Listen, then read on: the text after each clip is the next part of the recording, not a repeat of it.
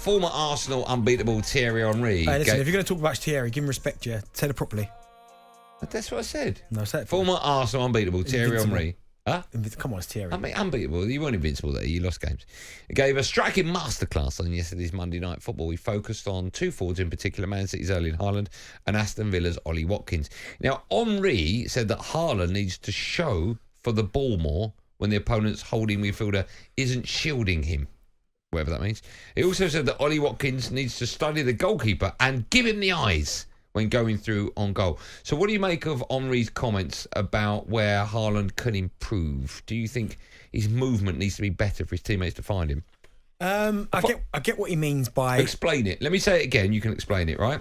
He said that he needs to show for the ball more when the opponent's holding midfielder isn't shielding him. What does that mean? So basically, if he's playing against, I don't know, Arsenal, for instance, Declan Rice is usually to stop the ball going into him, into his feet. Into whose feet?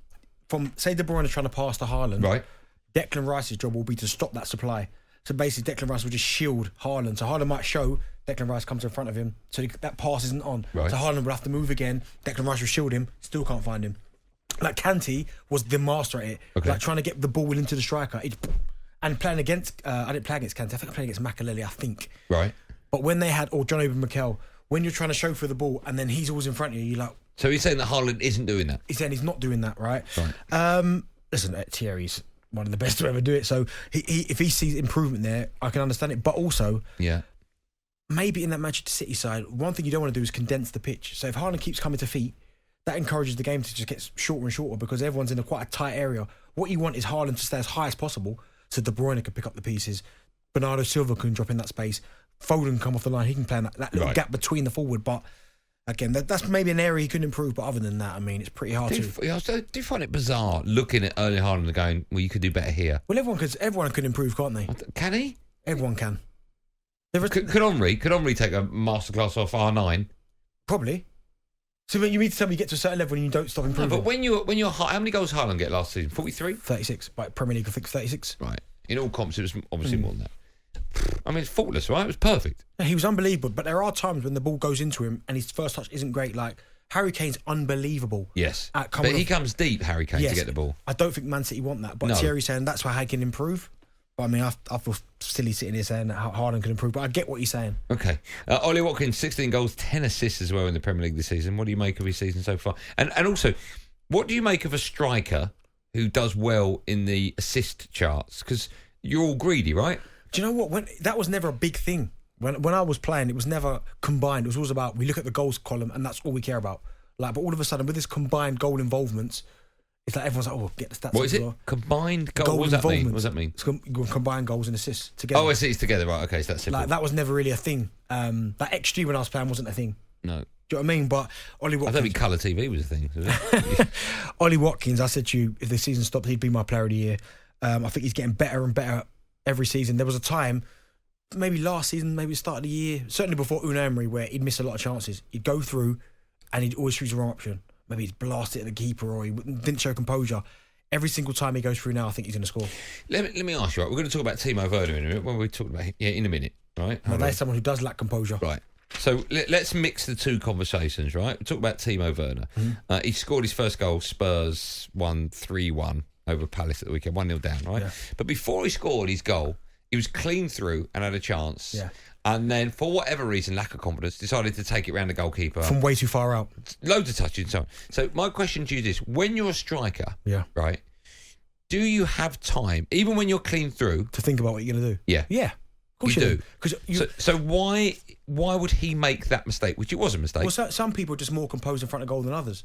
In that scenario there, the reason why he's not managed to score that is because as he's bearing down on goal and the goalkeeper's coming out, he tries to go around the goalkeeper from too far out. He has to get if you get closer to the goalkeeper, say 2 yards away from him, then try and go around him, you've got more of a chance because the goalkeeper's coming out. But when you try and go around the goalkeeper from 5 yards away, goalkeeper's not really got to do anything. Just turns and gets his hand down. So how do you, in someone like Timo Werner, right? Yeah. Who obviously has a problem with scoring. I actually like watching him play, right? Yeah. I think he's a real hard grafter. Yeah. He's good with the ball at his feet. the obvious problem with him is he can't really finish. No. But I just wonder how you overcome that. How do you build up a striker's confidence? It's hard because at Leipzig he scored a lot of goals the first time he was there. Yeah. But I think some centre forwards are just more composed than others, and some centre forwards are better finishers when they don't have to think about it. Like a prime example of that would be Darwin Nunez.